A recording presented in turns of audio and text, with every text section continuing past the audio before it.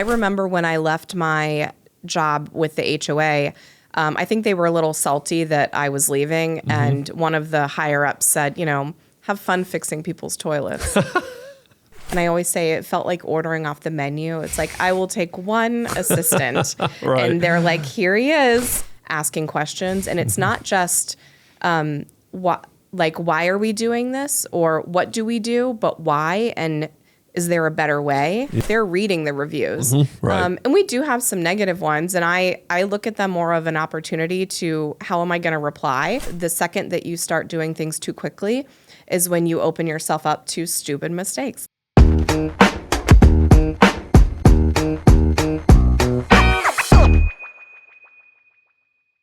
All right, everybody, welcome back to another episode of the Evernest Property Management Show. I am your host, Spencer Sutton, and today I don't have Matthew Whitaker with me.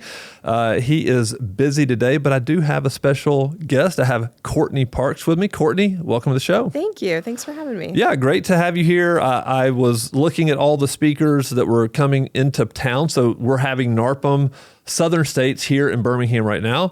And I saw your profile, read your bio, and I was like, man, I'd love to have Courtney on the podcast. So yeah, thanks so much. Yeah, thanks for coming in. And so what I'm going to do is I'm going to kick off. I'm going to read your bio, and then we're just going to dive right in. And I kind of want to start with how you got into the business, because that's always interesting to me. And so here we go. So Courtney Parks is our guest today. She's the principal broker and director of operations at Allegiance Property Management, which is located in Northern Virginia. Yes. So does that mean that we're competitors? Because I think we have an office in Northern Virginia. Yeah, we are. Okay, good. Friendly competitors, good. She started her career in HOA management before transitioning to residential real estate in 2009. With almost 2 decades of experience, Courtney has been instrumental in shaping her company's approach to property management. She is actively involved in NARPM at both the local and national levels and serves on her state and local realtor associations. A strong advocate for professional development, Courtney is committed to elevating the property management industry through education, advocacy, and leadership. Again, welcome to the show. Thank you. Is it kind of weird hearing somebody read your bio like that? Yeah, especially when you write your own bio. Yeah. I'm like, that that's sounds right. good. Yeah, I spoke at Southern States last year, and I guess I wrote the bio, and whoever was introduced to me read the bio, and I was like, wow, I made myself sound pretty good. Right? Yeah, I'm pretty like, impressive. Who's that? Yeah, very impressive. But we know that it's like there's a lot of ups and downs on the journey, right? So when we're reading something on a piece of paper, we also know that over 15 years, there's a lot of ups and downs. There's a lot that fills in between those lines. Yeah. A lot of heartache, a lot of probably wanting to quit, ready to quit, feeling great about things. So why don't you kick us off, and let's just talk a little bit about how you got into the business. Yeah, for sure. I very big believer that property management finds you. No one kind of grows up and says like, I want to be a property manager. And I've not met one person. Well, I have met people who've been like, well, my family was, and so I was kind of raised in the business, but usually people don't go, hey, this is a great career. Yeah, so I think at a very young age, my dad was an entrepreneur by like every means possible. He started off as a home inspector. He had his own home inspection business. And this was in the 90s, and we had a landline, and the landline was his business line. And so I kind of started by answering the phone. It was Sherlock Holmes Inspection Service. Nice. I'm like, this is Courtney. How can I help you? Was this also in Virginia? It was in Virginia. Okay, good. Yeah. Really fed into the, oh my God, your daughter is so professional sounding, and, just ate it up. Yeah, Big right. people pleaser. He was a licensed realtor, and then he would eventually start his own general contracting business. So I kind of saw him. My mom worked for the government, so it was like very different jobs, like the desk job, the 9-to-5 chained. And then I saw him kind of doing his own thing. So I think I knew I kind of wanted something a little different. I went to Virginia Tech. I really wanted to be a journalist. I loved asking questions, super curious kid, and I liked having an audience. So I kind of really wanted to go into local news. Got my degree in journalism. And, the job market around this time, 2006, it wasn't super great. So I ended up meeting someone who worked for First Service. They used to be Armstrong Management. Worked in the HOA. I got hired as a communications director, and I did that for 3 years. Which is interesting because that does make sense, right? Yeah. Hey, I want to be in journalism, and then you're part of the communications. Yeah, team, I did right? like a print magazine that was sent out. It was a 4,000 home HOA. Yep. And really, kind of leaned on my writing skills and degree, but kind of stalled out in 3 years. There wasn't really an opportunity to advance from where I was. And I was bored. I was like 25 and just knew I needed to try something different. So my dad knew about this property management company because he did repair work for them. Right. They were looking for someone. I guess they had a lot of turnover in that property manager position. And he gave my name and said, my daughter might be interested. I interviewed and, zero experience, really had no idea what I was getting into. Yeah, right. And they hired me on the spot. Like, I think they were... Were they desperate? I think they might have been desperate. Which is fine. And they probably, I think they were a very big feel of like personality over skills, or, I can teach you what you need to know. That's right, yeah. And I think they took a chance on me and I took a chance on the job. And that was in 2009. I started off as their assistant. Yeah. And the rest was history. So was it one of these things where like, hey, we feel like, Courtney, you can talk to owners. We feel like you could build relationships with owners, or were you doing everything? Was it resident, owner, communication, everything at the very beginning? Yeah, they kind of threw me in. Like, literally, it was like, this is how you do a work order. I don't know if you're familiar with Promise. That was the software we had, which is like, I compare it to like being on like analog, and then moving to digital. I remember we went to Appfolio in 2013 and I was like, my mind was blown.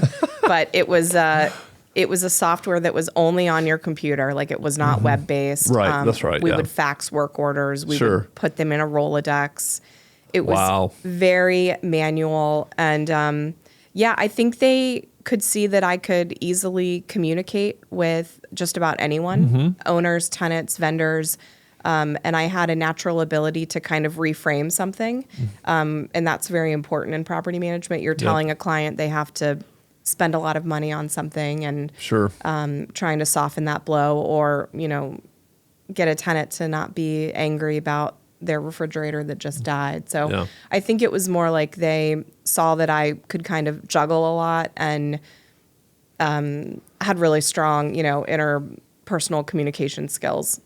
Now and that's obviously very, very important, I think, because you're in the middle, right? You're dealing with owners who they don't want to spend that money immediately. And so sometimes the reframing is, let me tell you why this makes sense. Yes. Okay, let's think about this. A, you don't want to lose a resident. B, you want to preserve your asset. And so there's a lot of ways, I guess, that you can reframe it. Yeah, absolutely. So I think that was kind of the start of my career. The partners, they were a husband and wife team, and they had kind of created this company. They owned a RE/MAX franchise in Northern Virginia.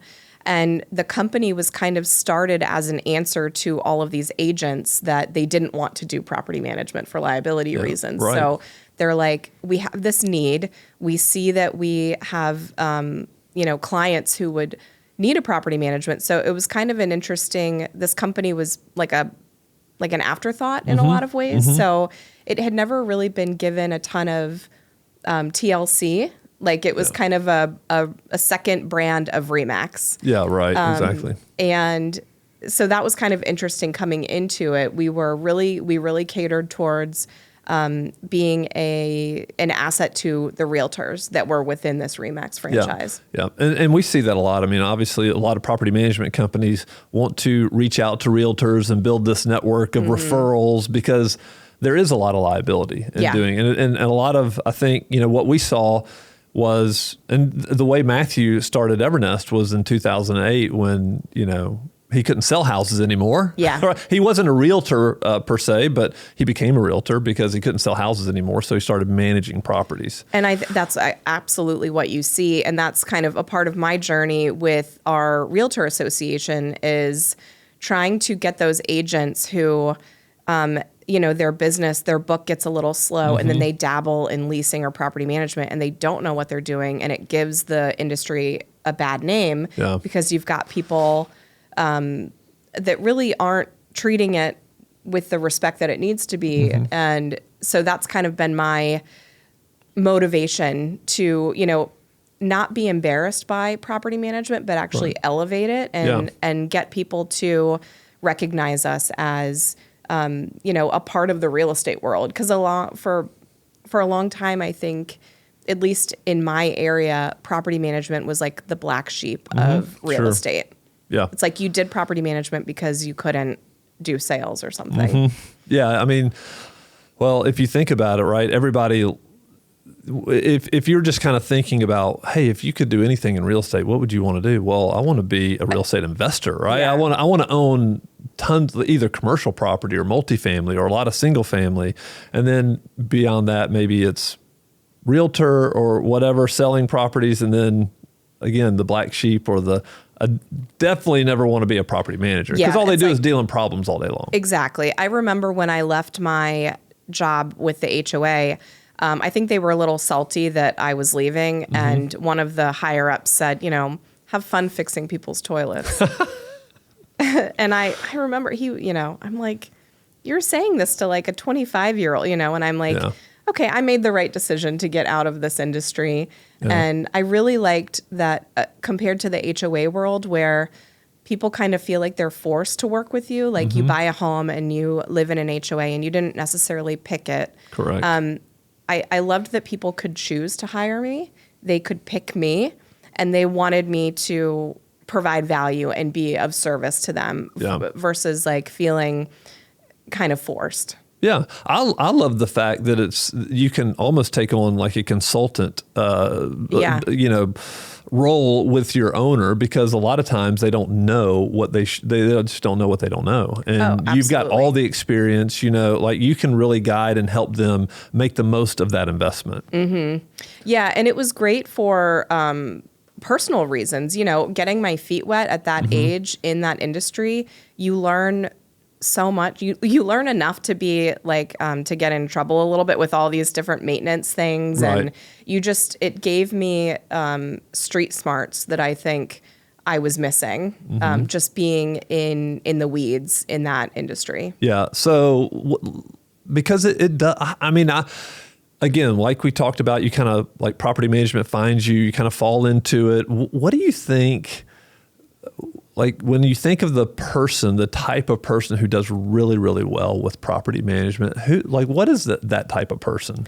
Who thrives in property management? Because the way, and while you're thinking about that, I was just thinking of Matthew because he didn't really like the transactions of like going out and having to get a new deal every single month when we were selling houses. He preferred the steady, he found that he could grind things out in property management more than he enjoyed the thrill of hunting and killing every single month. Yes. I love that you said that. I was actually going to mention that one of the things that attracted me to the industry is I didn't want to be chasing my next commission. I loved the stability. And I also really liked, I always looked at sales as like a sprint and then property management as a marathon. Yeah. Some of my clients I've had for 15 years and they've seen me buy my first house and get married and have kids. So I think the ability to have those long-term clients and build relationships. So I think that's really key to the personality. You obviously have to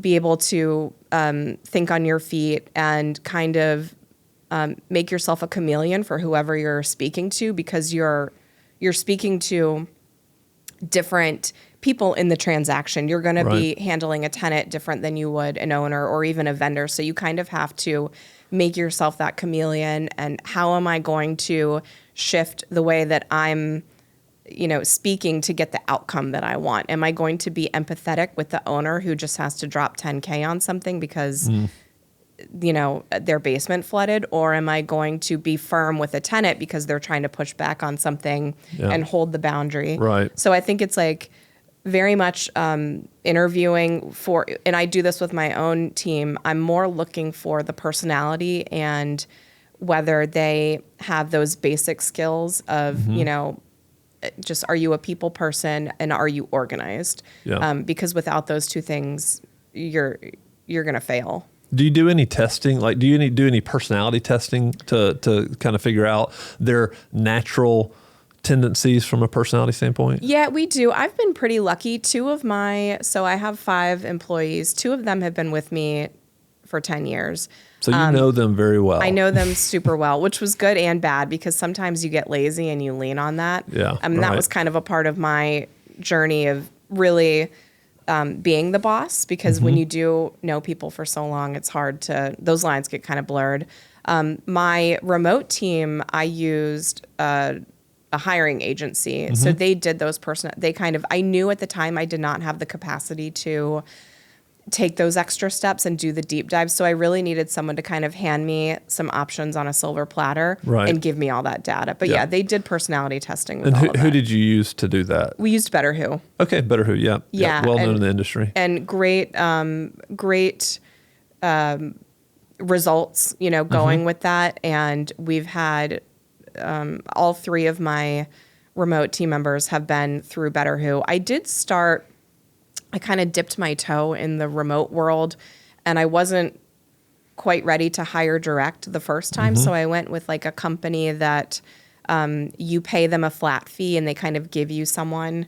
And I always say it felt like ordering off the menu. It's like, I will take one assistant and they're like, here he is. And it was fine, but you get what you pay for. It was a good way to start. And I tell people that if you're really scared to, because it's definitely scary if you haven't done it before. But yeah, I love my team and I've been very fortunate to get the right people in.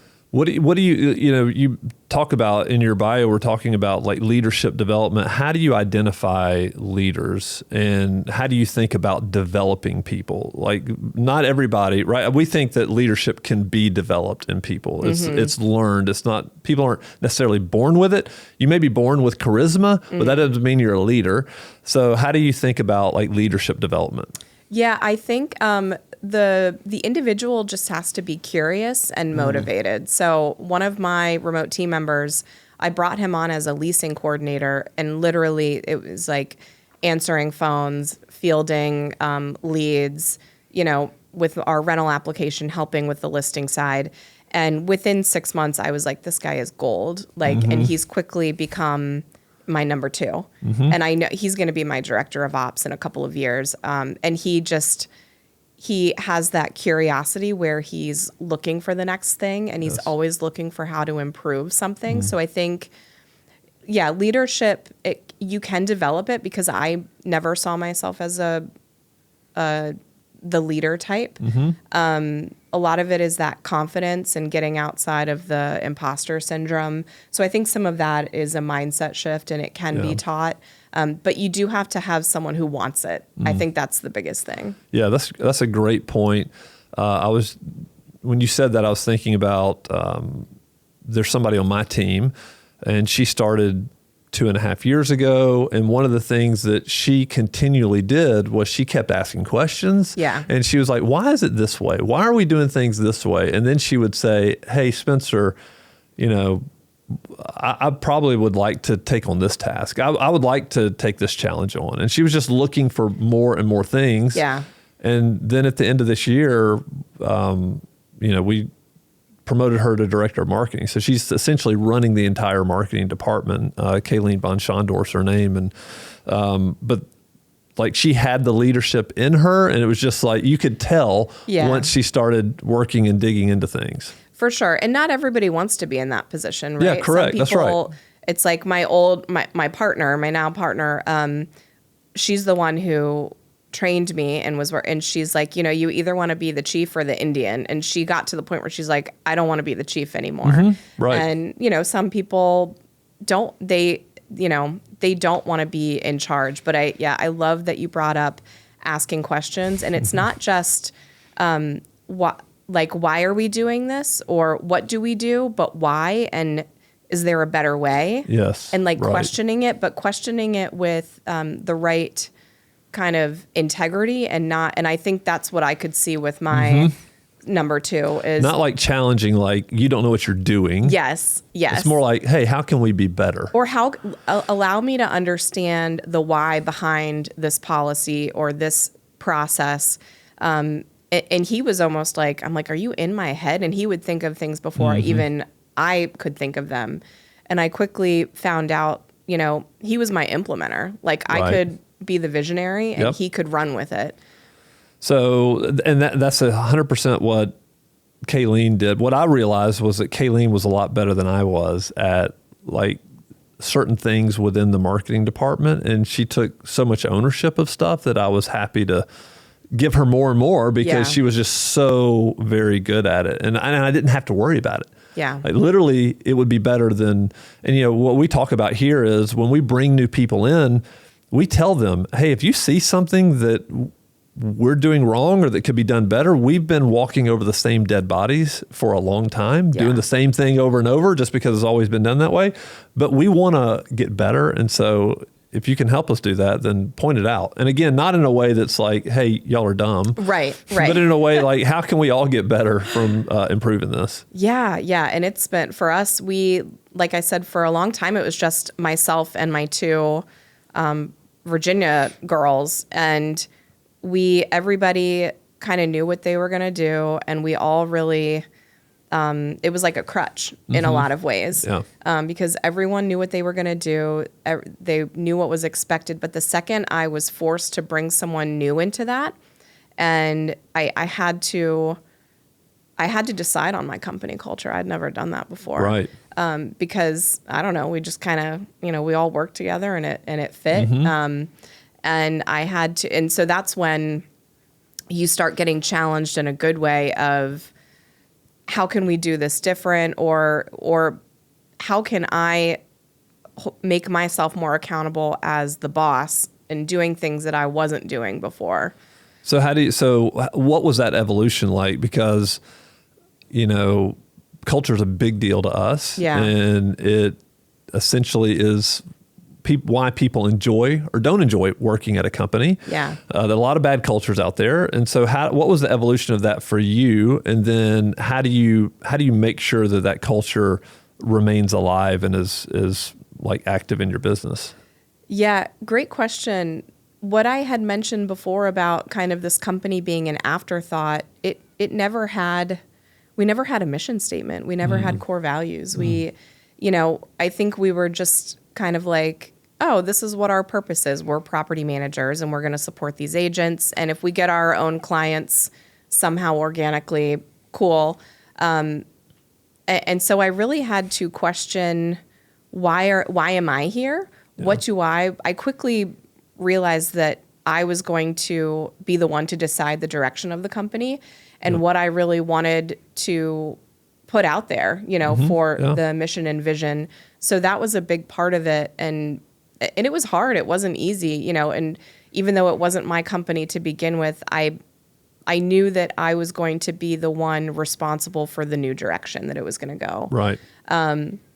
So kind of working through those core values and the mission statement, and then really figuring out, I think that helped figure out what kind of company culture I wanted and starting to kind of groom the traits in my team that I loved and make sure that I was bringing on people that shared that similar feeling. But then also get some new traits that would complement the staff that I had as well. Right. Did you use an operating like an operating system like EOS or Traction? So we worked with Better Who, and they have their Better Team Consulting.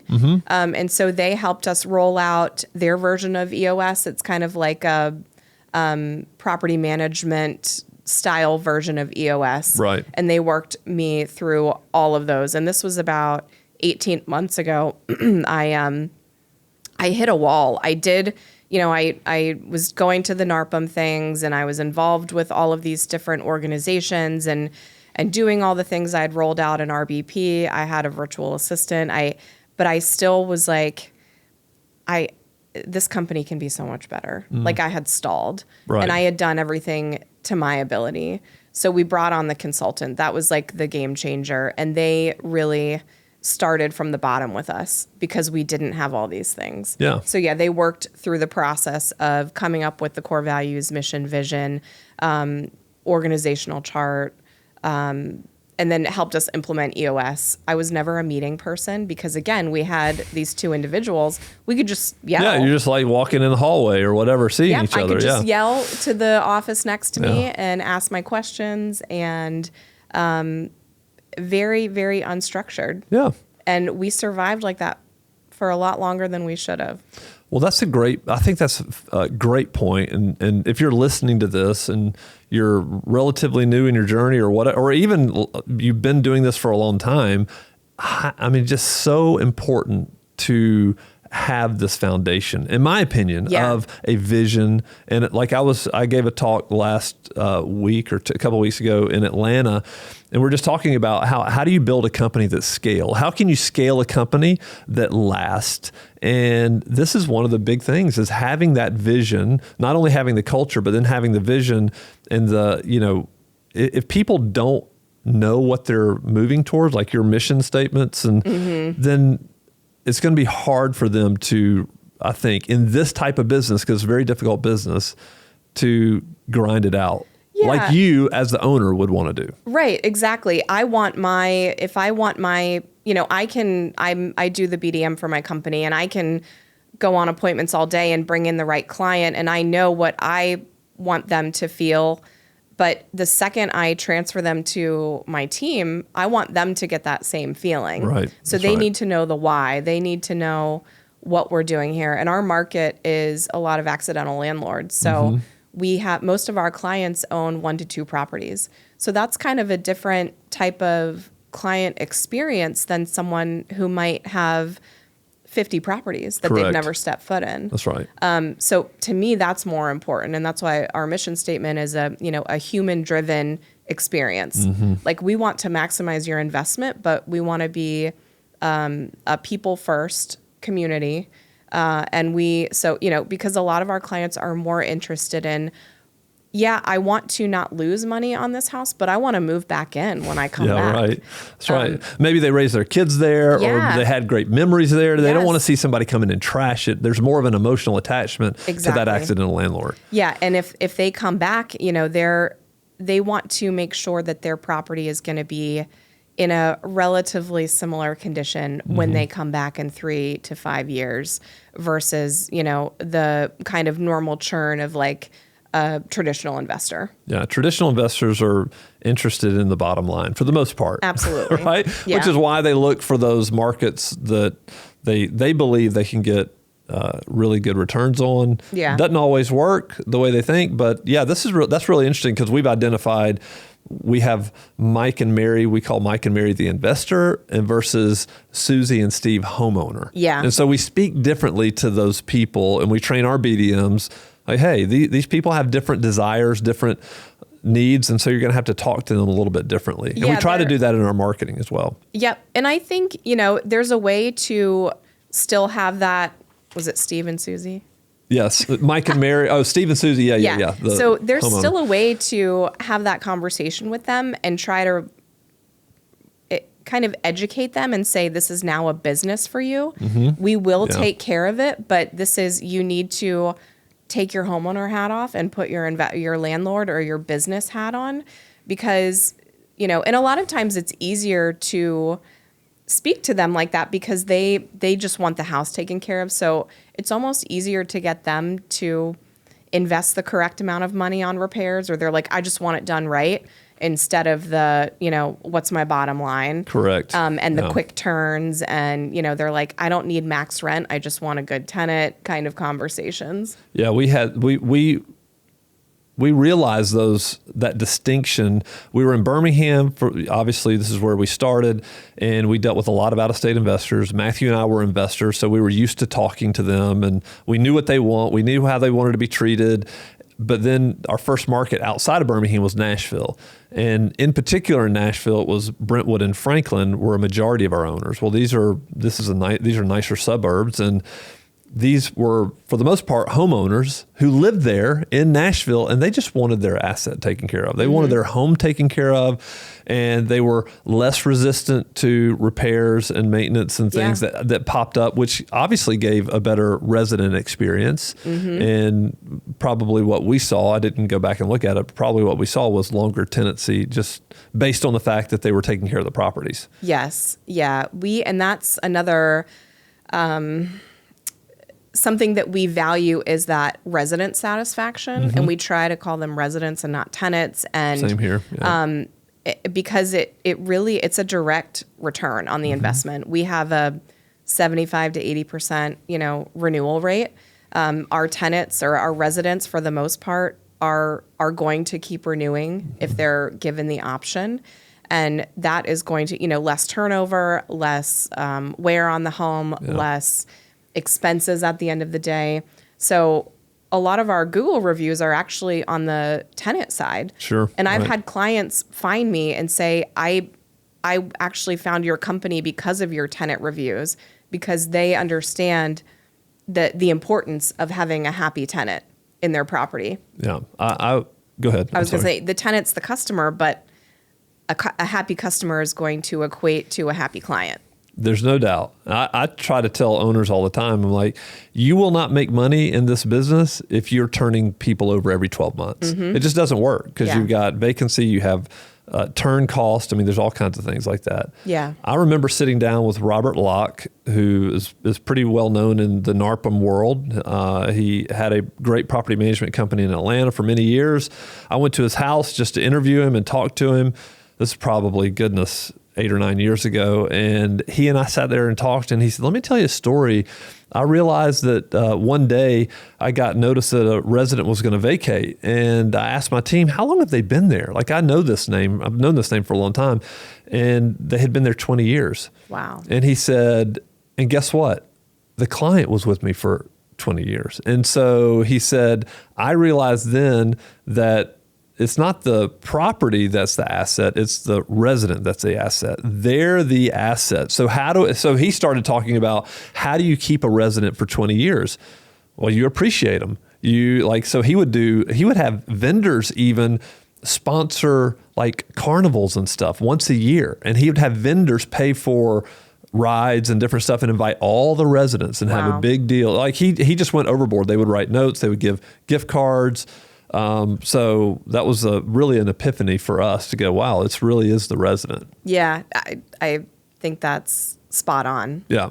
So let me ask you this. I just found out that you're also working as the BDM. Yeah. How do you, what's your, I don't want to say what's your unique selling proposition, but when you're sitting down with an owner, what do you recognize as probably the way that you're able to sell them to work with you the best? Like, what resonates the most? Yeah, I think highlighting the resident experience is something that I'm very big on. I kind of pitch us as a boutique style. I mean, we're just under 300 doors, and I have, there's 6 of us. So I kind of, when I meet with a client, I'm like, you're going to get the best of both worlds. We have all this technology for the modern day tenant, but I also have someone who's going to pick up the phone and chat. So because we do have some tenants that want to do that.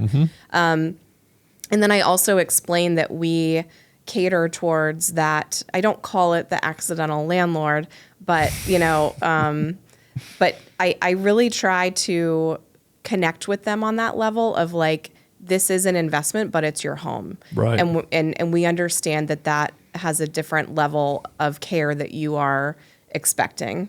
Yeah. So I think that's a big, I guess, unique value proposition that I try to relate to. I'm born and raised in Fairfax, Virginia. So, I know the area, I know the clientele, I know what to expect. We have a ton of military, State Department, Foreign Service. We deal with diplomats as well. So I think just being able to relate to the client and the customer on all those different levels. And I'm also like, I've been a renter. And I'm an owner, and my parents had investment properties. So Right. I remember them getting the phone call from their property manager. They had a beach house, which obviously is a different beast. You have more turnover, but him getting that call, it's almost like the poison sign comes up on the phone when your property manager calls. And I joke with people, I'm like, you don't want to hear from us if, usually it's bad news. So I just I think I'm relatable on many different facets. And I try to combine that with the level of customer service that my team is going to bring. That's great. Yeah. And how do you, we were talking before we hit record, we were talking about creating content, and you're like, I really probably need to create more content, and it's just doing it. I'm not an editor, all that. So how do you find most of your leads? Like, what is your best marketing channel or whatever? Oh my gosh. Is it word of mouth? Right now it's word of mouth and Google. Yeah. We've got 4.9 stars. So we usually get found just through, web searches. But a lot of it, is word of mouth. I do work the realtor circuit a lot, and a lot of my referrals come from my active involvement in the committees on the state and local level. So I sit on our standard forms committee, where for 2 hours every month, I'm in front of 30 other realtors who really don't want to do leasing or property management. And that's given me venues to, we didn't have a ton of education on the property management and leasing side in my market. Right. So I was, annoying and, gave them the content. And I'm like, I'm right here. Put me on a panel, put me on, get me in front of agents. If you don't want your agents doing property management, you need to give them the knowledge of where to go for it. I teach classes to agents about, navigating the leasing market or how to work your investors. So that brings me clients as well. And then a lot of times, nowadays we're in this social media era where we find a lot of tenants throw our names out on these Facebook groups. They're like, well, this is our property manager and we like them. So a lot of times I get clients and they're like, I saw your name on this forum in my neighborhood. So, which is crazy because usually when your name is thrown out there in your property management company, it's a horrible thing, right? Yeah. You don't want to. It's like I get Google alerts every single day. So I get a Google alert anytime Evernest is mentioned, and I'm just not going to talk about it, but you do see some of the negative, like Reddit or whatever, and it's just like, oh my word. Oh, every time I get an email about Google, my heart stops for a second. Right. I'm like, is this good or bad? And I was very impressed with Evernest, your Google reviews around here, and our thing is that's one thing that I've got my team working on is getting, more, use those positive touch points to get the review, because it does help us out a lot. Yeah, we were sitting probably around 2.6, 2.8 stars. I can't remember. It was probably 8 years ago. And we were just realizing we were losing business because of it from owners. And so we, from a marketing standpoint, I was like, okay, we've got to fix this. So how are we going to fix this?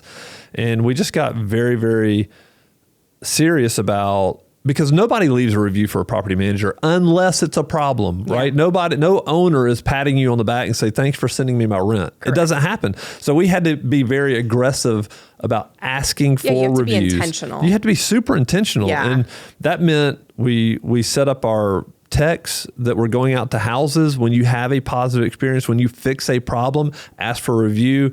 Leasing, we even started asking people who had gone through the leasing process with us, like, hey, was I helpful to you? Do you think I earned a 5-star review? If they were really helpful and helped them kind of navigate leasing, we just were like, hey, anybody who is a client, a customer, or a vendor, we want to be asking for reviews. And so I think today I don't know where we are in Birmingham. I think we're close to 3,000 reviews. It's a lot. And they're like 4.5 or 6 or something like that. Yeah.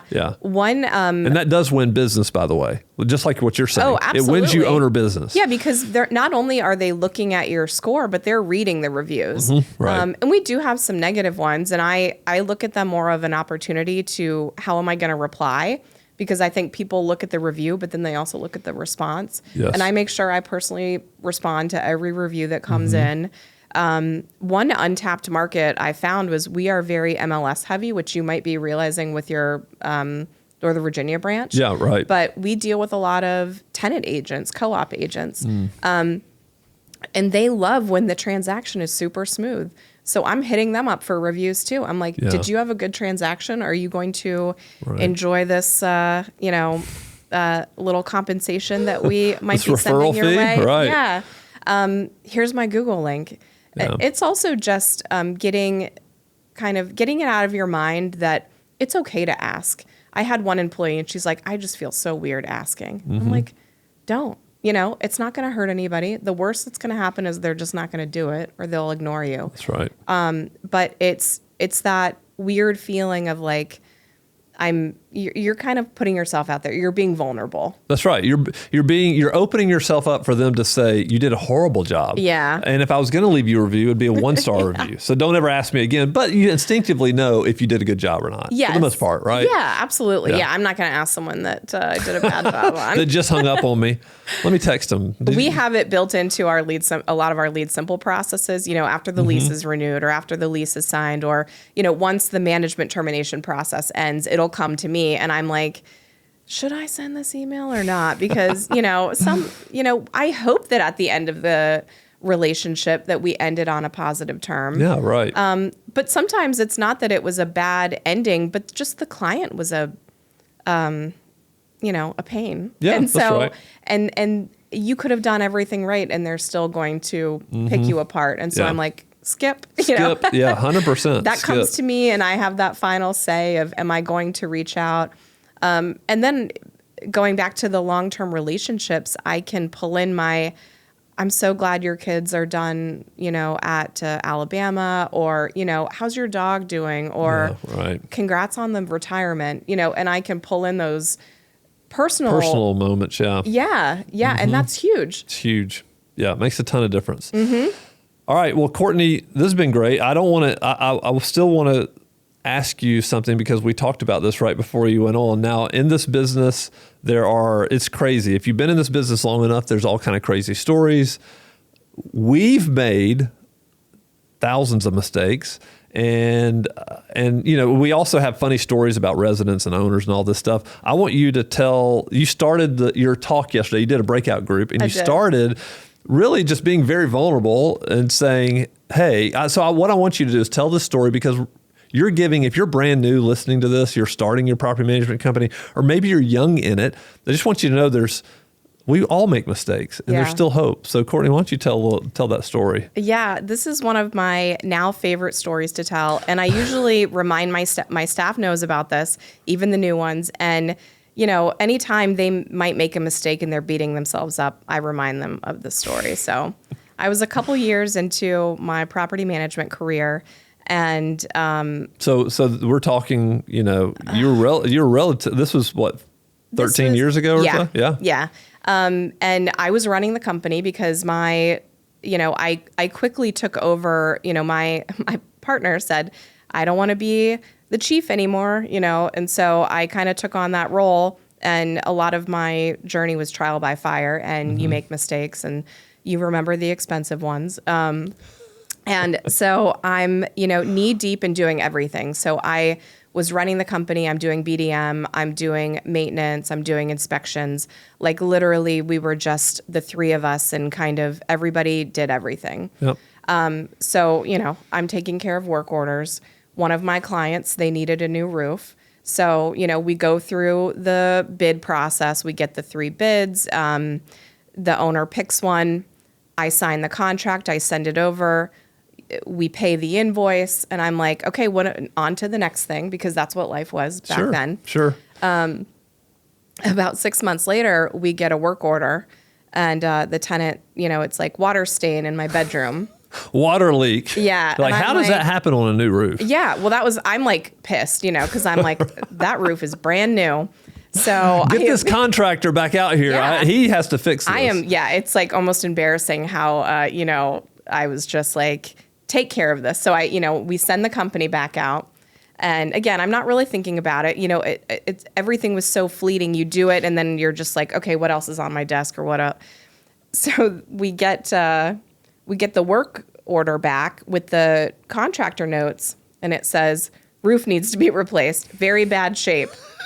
And I'm like, roof next door looks great. What do you mean? We just replaced the roof. And so a panic sets in. Yeah. And at the time, all of our files were in filing cabinets. So I pull the big folder and I'm like looking through, and I pull the contract and I see the house number is off by one number. So instead of 1234, it's 1244. And there's my signature on it. And I signed off. And so sure enough, someone about 10 houses down got a brand new roof about 6 months prior. And I'm like, oh my God, what did I do? So the long story short is that the roofing company put a new roof on at their cost. And I really feel like that was because of the relationship I had with them. So they actually paid for the roof. They did. Yeah. Wow. They ate it. Because I was ready to cut that check. And I'm like, sure. you know, at the time I was just an employee and I'm thinking this is coming out of my paycheck. You know, they put the new roof on. The owner never found out. I never told her. I'd taken it to the grave, which is why no one will know the actual address. She's still my client today. Is she really? She is. She's fantastic. So you're saying that these people were down 10 doors down putting on a roof, and the person didn't come out and said, "What are you doing? I didn't order a new roof." They were like, "This is great." So many questions. Yes. Right. So many questions. This is my theory. My theory is this property was close to a nearby university. And my thought is that probably a lot of the tenants were college kids. So, you know, I'm thinking they probably had college kids in there and you're knock, knock, knock, we're here for the roof. And they're like, okay. Yeah, whatever. Who cares? Go put it on. You know, we were joking. We're like, what if that guy sold a couple years? And like the home inspector's like, your new roof looks great. And he's like, what? So yeah, that was one of my favorite stories to tell because I had to look at it and say, why did this happen? And that's kind of why I started my breakout session yesterday. It happened because I had absolutely no structure. Right. I was doing things too quickly. I was doing things I should not have been doing. I didn't ask for photos of the roof. I didn't do a drive-by. There were so many ways that this could have been caught. I didn't catch that the number was wrong on the contract. Right. I'm just, again, sometimes I was in the weeds so much. I was just getting something done to move on to the next thing. And are you a detailed person? Like, is that a part of your personality, like a very detailed person? Yeah, I think I would be. My husband doesn't think I'm super observant, but I think that's because I use all my energy for work. Sure, right. When you come home, you're like, please. Yeah, and I think in my mind, I just didn't read it closely. It was a huge contract and, you're looking at the price and signing it. And again, you're just like, oh, thank God the owner approved this. This is one project off my desk. Right, right. And yeah, it got paid. And so thank God I didn't have to pay for it, but it was still one of those mistakes that is forever ingrained in my memory. And I will gladly tell people because I think at the end of the day, we're all humans and it makes us relatable.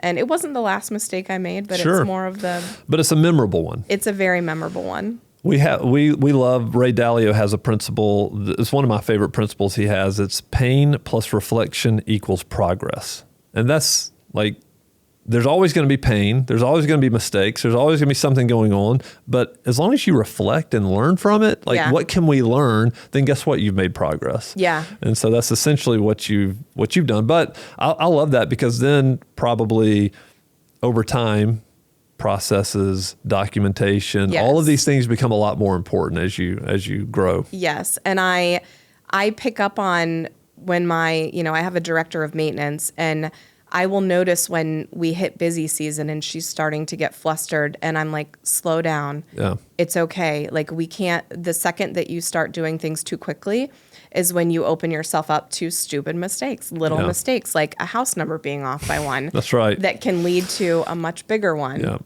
And, so I'm like, it's more important just to take a breath and slow down, or shut your computer down for the night.